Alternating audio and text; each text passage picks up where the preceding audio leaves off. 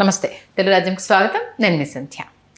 Cinema ఇండస్ట్రీలో దశాబ్దాలు గడిచిన కొన్ని సినిమాలు ఎప్పటికీ ఆ సినిమా పేరు చెప్పగానే అప్పటి జ్ఞాపకాలు గుర్తొచ్చే ఆ జనరేషను నిజంగా ఈ సినిమా అన్ని సెంటర్లో అన్ని డేస్ ఆడిందా, అంత అమౌంట్ కలెక్ట్ చేసిందా అని గుర్తు చేసుకునే సందర్భాలు చాలా ఉంటాయి. ఈ నేపథ్యంలో కృష్ణ గారి కెరీర్లో అలాంటి కొన్ని సినిమాల గురించి మనం కొన్ని సందర్భాల్లో తెలియజేసుకుంటూనే ఉన్నాం. 5 దశాబ్దాలు దాటిన ఒక సినిమా పాడి పంటలు కృష్ణ గారి కెరీర్లో ఎంత స్పెషల్గా నిలిచింది, ఆ సినిమా అప్పుడు ఏమేమి సెన్సేషన్స్ క్రియేట్ చేసింది, అప్పుడు ఒక సందేశాత్మక చిత్రంగా అది ఎలా నిలబడింది, దాని డీటెయిల్స్లోకి వెళ్ళే ప్రయత్నం చేద్దాం. చరిత్రకారులు, సినీ రాజకీయ విశ్లేషకులు చిలగడ శ్రీకాంత్ గారు మనతో ఉన్నారు. ఆయన మాటల్లో. శ్రీకాంత్ గారు నమస్తే. నమస్కారం సండి గారు. కృష్ణ గారి కెరీర్లో పాడి పంటలు అనేది ఒక స్పెషల్గా ఆయన చూస్తారు అని విన్నాము. ఇప్పటికీ 50 ఏళ్ళు, 5 దశాబ్దాలు గడిచిపోయింది. అప్పుడు ఆ సినిమా కృష్ణ గారికి ఎందుకంత స్పెషల్ అయ్యింది, అది క్రియేట్ చేసిన ట్రెండ్స్ ఏంటి అసలు? 1973లో ఇల్లు ఇల్లాలు పి చంద్రశేఖర్ రెడ్డి గారి దర్శకత్వంలో కృష్ణ గారు, వాణిశ్రీ గారు నందిని ఫిలిమ్స్ పతాకం మీద చాలా పెద్ద హిట్ అయింది కృష్ణ గారి సినిమా. అయిన తర్వాత అప్పటికే పాడి పంటలు కథాంశం రూపొందింది. చంద్రశేఖర్ రెడ్డి గారు వెంటనే కృష్ణ వాణిశ్రీలతో చెయ్యాలి మళ్ళీ అని కథ చెప్పారు. అయితే చాలా బాగుంది, చేద్దామని చెప్పి ఎగ్జైట్ అయ్యారు. ఎగ్జైట్ అయిన తర్వాత ఏంటంటే అది అలా ఉండగా కృష్ణ గారు ఏంటంటే రామారావు గారి కంటే ముందు రామారావు గారు తీయకుండా ఉన్నారు కాబట్టి నేను వెంటనే తీయాలని అల్లూరి సీతారామరాజు మొదలుపెట్టేశారు. మొదలుపెట్టేసి అల్లూరి సీతారామరాజు విడుదల కావటం, విడుదల కనీ వినెరుగని విజయం సాధించడం, 1974 మే 1 సినిమా విడుదల కావటం, చారిత్రాత్మక విజయం సాధించడం. విజయం సాధించిన తర్వాత కృష్ణ గారి సినిమాలు అక్కడి నుంచి వరుసగా పరాజయాలు పాల్గొవటం మొదలుపెట్టాయి. వరుసగా కృష్ణ గారివి 14 సినిమాలు ఫ్లాప్ అయి ఉంటాయి. ఈ 14 సినిమాల కంటే ముందు ఈ వరుసగా ఫ్లాపులు అవుతుండగా 1975 సంక్రాంతి రోజు ఈయన చంద్రశేఖర్ రెడ్డి గారు కలిశారు. కలిసిన తర్వాత ఇంకా కృష్ణ గారి కమిట్మెంట్స్ వేరే సినిమాలు చేస్తున్నారు. రాధమ్మ పెళ్ళి, చీకటి వెలుగులు ఇవన్నీ జరుగుతుండగా వచ్చి కూర్చున్న తర్వాత అది పాడి పంటలు అనుకున్నాం కదా, అలాగే ఉండిపోయింది అంటే కృష్ణ గారు అవునవును కదా అంటే హనుమంతరావు గారు విన్నారు. పాడి పంటలు ఏంటి అని అడిగారు. కథ చెప్పారు. చంద్రశేఖర్ రెడ్డి గారు చెప్తే చాలా బాగుంది కదా, మనం మన సంస్థలోనే చేస్తున్నాం, పద్మాలయలోనే, వెంటనే అసలు మొదలు పెట్టేసేయాలి ఈ సినిమా అంటే. ఆ వెంటనే మొదలు పెట్టడానికి ఏంటంటే ఇది అవుట్డోర్లోనే చేయాల్సిన సినిమా. ఓకే, ఇండోర్లో, స్టూడియోలో, విలేజ్ హౌసెస్, సెట్స్ వేస్ట్ చేయాల్సిన సినిమా కాదు అని అర్థమైంది కథ వినగానే. ఇది అవుట్డోర్కే వెళ్ళాలి, అవుట్డోర్కే వెళ్ళి తీస్తేనే ఈ సినిమా అందంగా ఉంటుంది, గొప్పగా వస్తుంది అని హనుమంతరావు గారు లేదు ఇది అవుట్డోర్లో చేయాలి.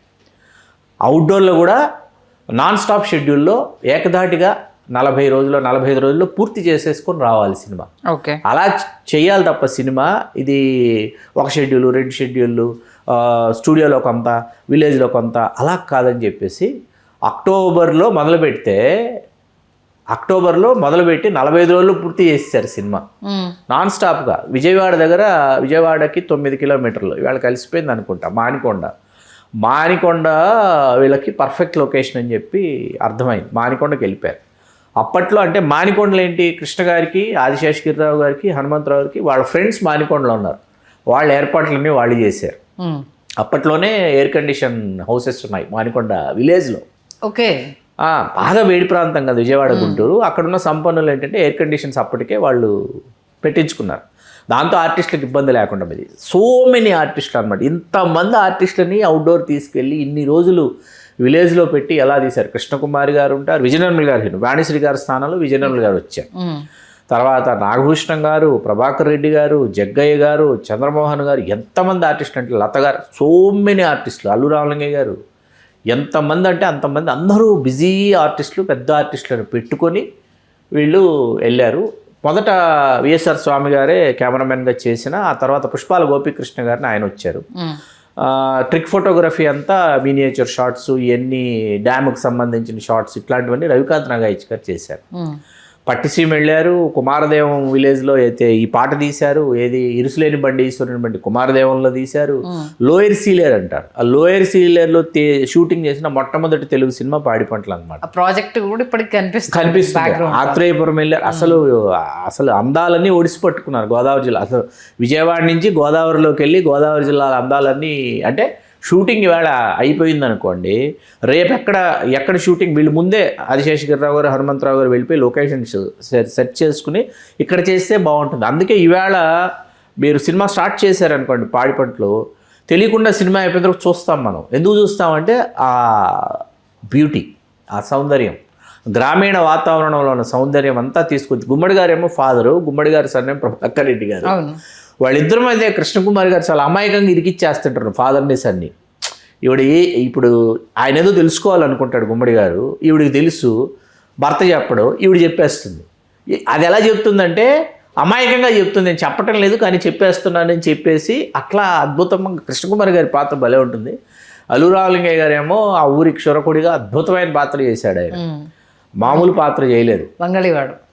అసలు సూర్యకాంతం గారు, ఛాయాదేవి గారు, ఎంతమంది అసలు ఆ సూర్యకాంతం గారు, ఛాయాదేవి గారు సీన్స్ ఇవాళ కూర్చొని చూస్తున్న రమాప్రభు గారు ఎన్ని సన్నివేశాలు చేశారంటే, అన్ని సన్నివేశాలు అసలు అవుట్డోర్లో ఇంతమంది ఆర్టిస్టులను తీసుకెళ్ళి అసలు ఎలా చేశారు ఇప్పటికి అర్థం కాదు. అంత అద్భుతంగా తెరకెక్కించి అసలు కృష్ణ గారు భయంగానే విడుదల చేశారు.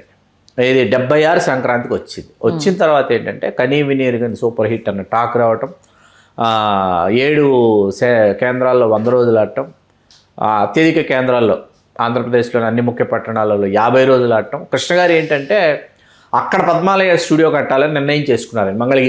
మంగళగిరి ప్రాంతంలో పద్మాలయ స్టూడియోస్ ఇక్కడ నెలకొల్పాలి, లొకేషన్స్ అన్నీ చాలా బాగుంటాయి. ఎందుకంటే ఆయన తెనాలి చాలా దగ్గర అనమాట, తెనాలికి మంగళగిరికి. ఆలోచించి హనుమాన్పేటలో ఆయన పద్మాలయ ఆఫీస్ తీశారు. ఏది స్టూడియో కట్టడానికి ఇక్కడ ఒక ఆఫీస్ పెట్టుకొని ఆఫీస్ త్రూ పనులన్నీ పురమాయించాలని సాధ్యపడలేదు. ఆ తర్వాత ఇక్కడికి వచ్చింది పద్మాలయ స్టూడియో. కానీ ఇవాళకి అట్ల తద్దో ఆరట్ల ఈ పాట ఒకటి, తర్వాత ఏమో మన జన్మభూమి బంగారు భూమి, ఆ పాట వచ్చి మోదుకూరు జాన్సన్ గారు రాశారు.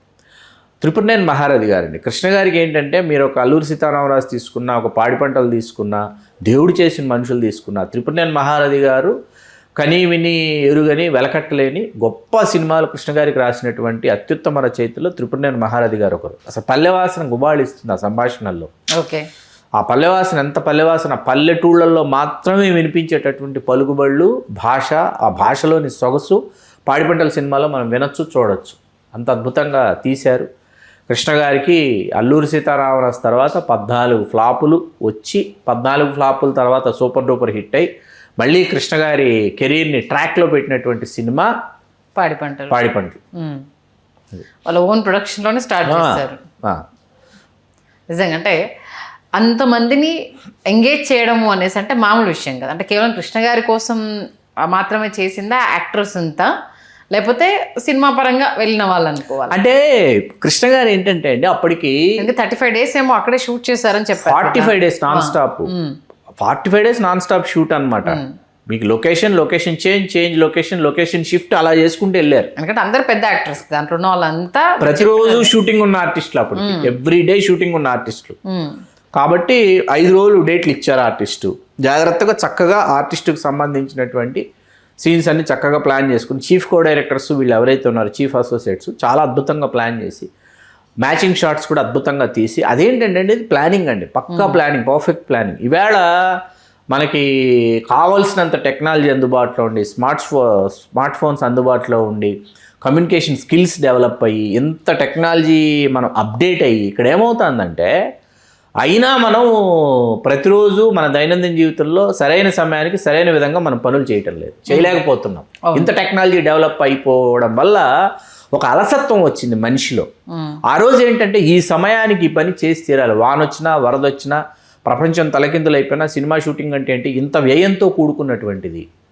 అలాగే కృష్ణ గారి హాస్పిటాలిటీ ఒకటి, కృష్ణ గారు విజయనగరం గారు ఉన్నారంటే హాస్పిటాలిటీ, ట్రీట్మెంటు ఇవన్నీ కూడా చాలా ఎక్స్ట్రాడినరీగా ఉంటాయి. ఓకే, కాబట్టి ప్రొడక్షన్ వాల్యూస్ అండి. కాబట్టి మెయిన్ హనుమంతరావు గారు స్క్రిప్ట్కు సంబంధించి ఏ సీన్స్ చేస్తున్నారు, లొకేషన్స్ ఏంటి, ఆర్టిస్టులు వచ్చారా లేదా, తర్వాత వాళ్ళ ఫైనాన్షియల్ ఇదేదైతే ఉందో వాళ్ళ కమర్షియల్స్ ఏవైతే మాట్లాడుకున్నారో వాటికి సంబంధించిన వ్యవహారాలన్నీ హనుమంతరావు గారు చూసుకునేవారు. మీకు ఆదిశేషగిరిరావు గారు అనుకోండి, మిగతా పనులన్నీ ఆదిశేషగిరిరావు గారు. మంచి కోఆర్డినేషన్. ఆ కోఆర్డినేషన్ మీకు అసందర్భమైనప్పటికీ పాడి పంటలకు సంబంధం లేకపోయినా దేవుడు చేసిన మనుషులు చేస్తున్నప్పుడు బెంగళూరులో లలిత మహల్ ప్యాలెస్ లో నాన్ స్టాప్ గా సీన్స్ ప్లాన్ చేశారు ఎన్టీఆర్ గారితో. రామారావు గారు, ఎస్వి రంగారావు గారు మెయిన్. ఆ సినిమాలో లలిత మహల్ ప్యాలెస్ సీన్స్ లో రామారావు గారితో పాటు రంగారావు గారు మీద కూడా నంబర్ ఆఫ్ సీన్స్ ఉంటాయి. రంగారావు గారు కృష్ణ గారి సీన్స్ ఉంటాయి, రంగారావు గారు ఐశ్వర్యలక్ష్మి గారి సీన్స్ ఉంటాయి. ఇట్లా ఆ సమయంలో ఏంటంటే రంగారావు గారికి హనుమంతరావు గారు పెట్టిన కండిషన్ ఏంటంటే, మీరు మార్నింగ్ కానీ మధ్యాహ్నం కానీ ఈవినింగ్ షూట్ అయిపోయే లోపు మీరు ఎట్టి పరిస్థితుల్లో డ్రింక్స్ తీసుకోకూడదు. మీరు ఆఫ్టర్ షూటింగ్ మీ ఇష్టం. ఓకే, ఇది కండిషన్ కృష్ణ గారు హనుమంతరావు గారు పెట్టారు. రంగారావు గారు అంత పట్టుదల ఉన్నటువంటి వ్యక్తి హనుమంతరావు. ఆయన స్క్రీన్ ప్లే రాసేయగలరు హనుమంతరావు గారు. ఓకే, ఆయనే కథ వినేసి జడ్జి చేసేయగలరు. అంటే రంగారావు గారు మొండోడిరా నువ్వు హనుమంతరావు, సరే ఒప్పుకుంటున్నాను అన్నాడు. ఆ మాటకి 10 రోజులు 11 రోజులు రంగారావు గారు సీన్స్ అండి డేట్లు ఇచ్చింది.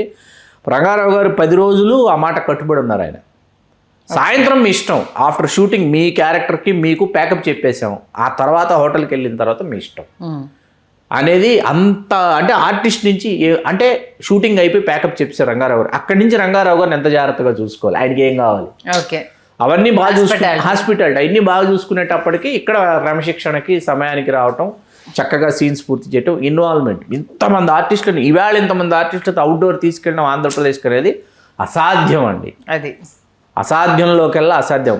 మరి వాళ్ళకు కుదిరింది. మరి సీతమ్మ వాకిట్లో సిరిమల్లి చెట్టు మనం ఇక్కడే చేసాం. ఆర్ఎఫ్సీలో నెంబర్ ఆఫ్ ఫిలిమ్స్, రంగస్థలం కానీ మరొకటి కానీ అన్ని ఇక్కడే చేస్తున్నాము. సెట్లు వేసుకుని మొత్తం ఆ ఊళ్ళ సెట్లు, విలేజుల సెట్లు, పశ్చిమ గోదావరి జిల్లాలో రేలంగిలో ఉన్న ఇంటి సెట్లు, మొత్తం అరటి చెట్లు, కొబ్బరి చెట్లతో సహా, అలాగే మొత్తం ఇది లారీలు కడియం నుంచి మొక్కలు తీసుకొచ్చి సీతమ్మ వాకిట్లో సిరిమల్లి చెట్లు లొకేషన్ని అలాగా ఆన్ లొకేషన్కి వెళ్ళి చేయడం అసలు ఎంత తేడా రెండింటికి చూడండి. అందుకే కదా ఇప్పుడు ఆ విజువల్స్ చూసినప్పుడు అబ్బా ఈ ప్రాజెక్ట్ అప్పుడు ఇలా ఉండేది, ఈ ఊళ్ళో అలా ఉన్నాయా అనేసి ఎందుకు గుర్తు చేసుకుంటున్నాం. అవి ఒరిజినల్ లొకేషన్స్ కాబట్టి సజీవ సాక్ష్యాలుగా మనకు కంటికి కనిపిస్తున్నాయి. మొత్తానికి 14 సినిమాలు నిరాశపరిచిన తర్వాత అట్లా మంచి సినిమాలు ఉన్నాయి. రాధమ్మ పెళ్లి మంచి సినిమా, చీకటి వెలుగులు మంచి సినిమా, గాజుల కిష్టయ్య మంచి సినిమా, చాలా మంచి సినిమాలు ఉన్నాయి 14లో. కానీ అని ఊహించుకోవడం, అల్లూరి సీతారామరాజుతో ఊహించుకోవటం, ఇది ఆనదు, ఇది కనిపించదు, అలా ఫ్లాప్ లైన్ సినిమాలు. దాని తర్వాత వచ్చిన సినిమా పాడి పంటలు ఆయన కొంచెం రిలీఫ్ ఇచ్చింది. కొంచెం కాదు, చాలా అండి. ఓకే, చాలా అంటే చాలా. కృష్ణ గారికే కాదు, కృష్ణ గారి అభిమానులకు కూడా మంచి విశ్లేషణ ఇచ్చారు. ధన్యవాదాలు శ్రీకాంత్. ధన్యవాదాలు సంధ్య గారు.